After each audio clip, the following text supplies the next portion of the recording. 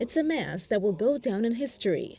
It marks the first time Pope Francis concelebrated Mass with the newly elected Armenian Patriarch, His Beatitude Gregory Peter XX Chabroyan.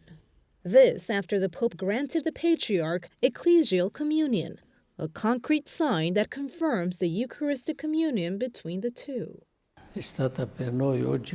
For us and for the Armenian Church, it has been an extraordinary day. The entire hierarchy of the Church was there. It was the first time, and for me at 81 years old, it will probably be the last.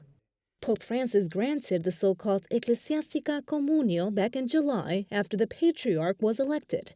Now it was actually put into practice in Mass with the consecration of the Eucharist.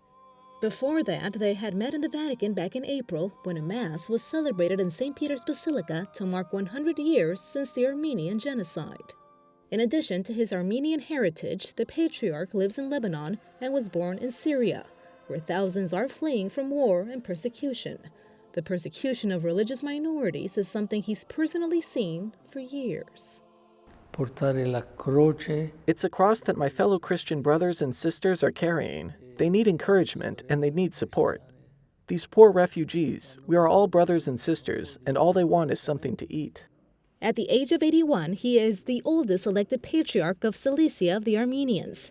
When he was elected back in July, he says he had his doubts, but he let go and allowed faith to lead the way. When I was elected, I said, wait a second.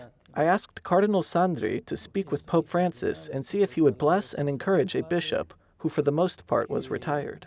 This patriarchate is the only one within the Armenian Catholic Church. Back in 1866, the seat was moved to Constantinople under the Ottoman Empire.